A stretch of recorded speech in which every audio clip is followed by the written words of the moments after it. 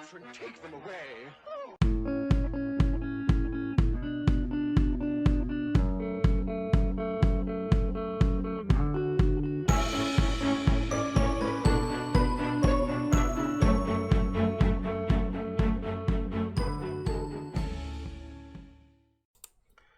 Okay guys, following the markup and sort of reads that I do on a regular basis, I just want to show you something.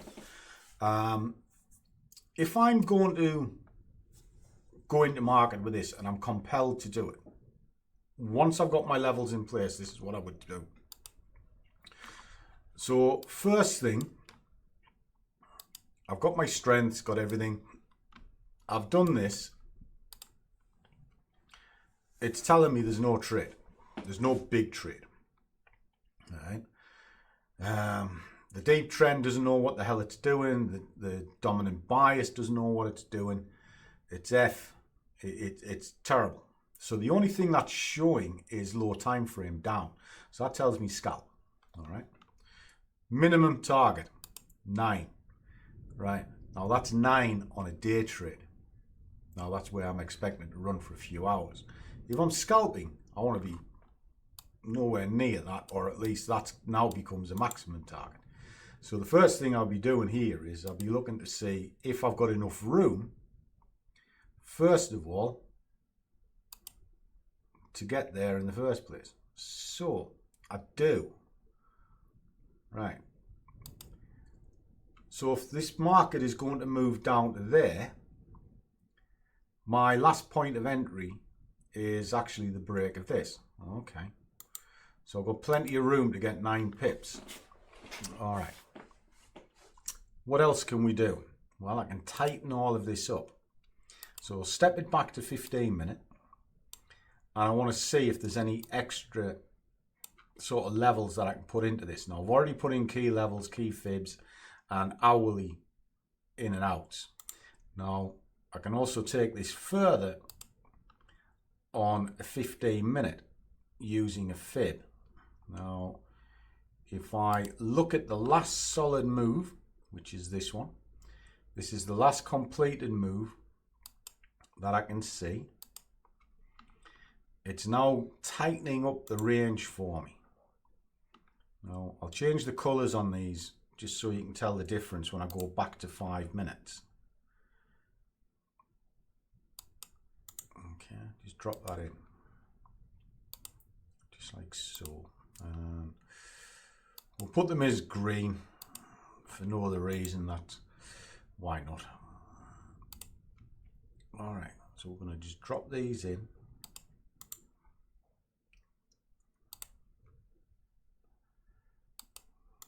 All the way down, and then we're going to see what we can get. All right.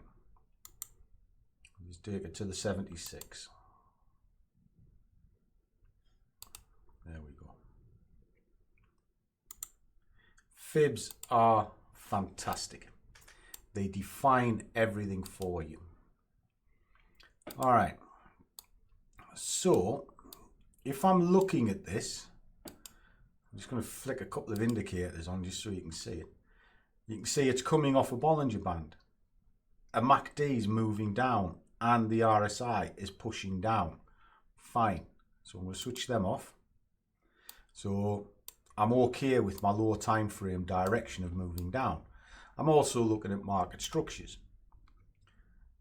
High point, low high, low high, low high, low high. It's come all the way down. It's come back up to this and it's rejecting at this point. Now the question is it going to continue to reject or is it going to move up?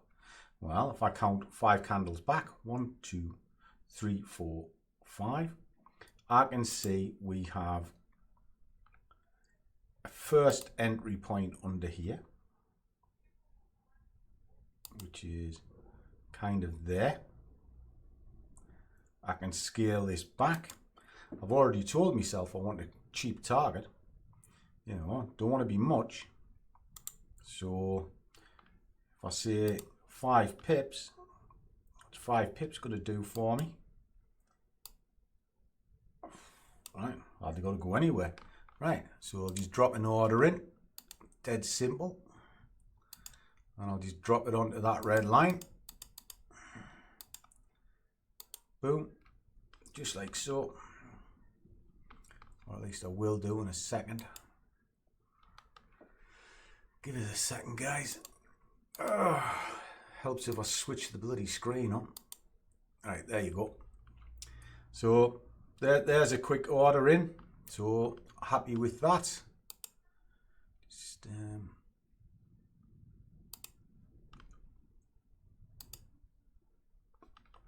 make certain.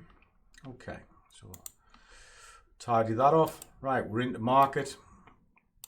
So fiver, what, 25 quid. Earlier on, saw me do that. 25 quid will push me over 200 quid for the day. And what I'm doing is I'm following up on this. There's the chart mark. This is the exact chart that we're doing here. And it comes for Perry. Salute to you, Perry. Who was asking about US JPY. And I always feel compelled to back up anything that I say. And that's what we're looking at right now. So I only want a scalping target. So my sheet says 9 pips. So about there will do. I can live with that. And we'll just see if we can get in and get out as quick as anything. So catch you in a second.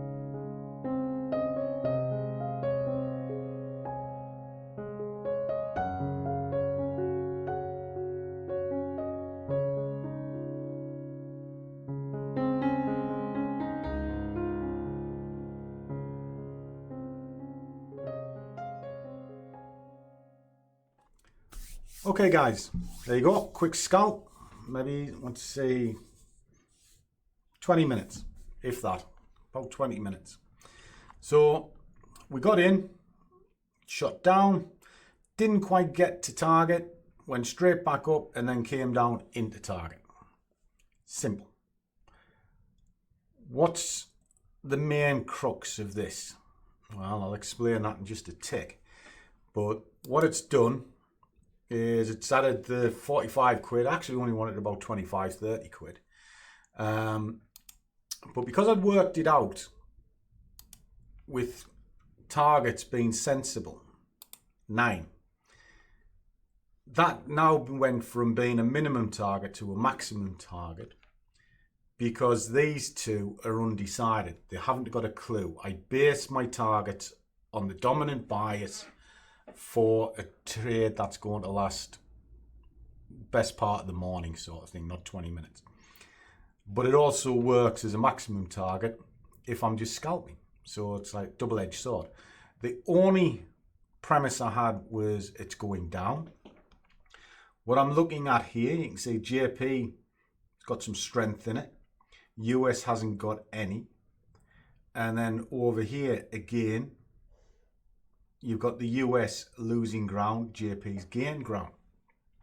So it was never going to be a massive swinger. You had to get in and you had to get out. So what's the moral with all of this? If you target correctly, it does not have to make your trades a lot easier. put your levels into place. As you can see, they're all in place. They create trading zones, areas of free fall, where the price can just drop into your target. And as long as you're targeting appropriately, you're fine.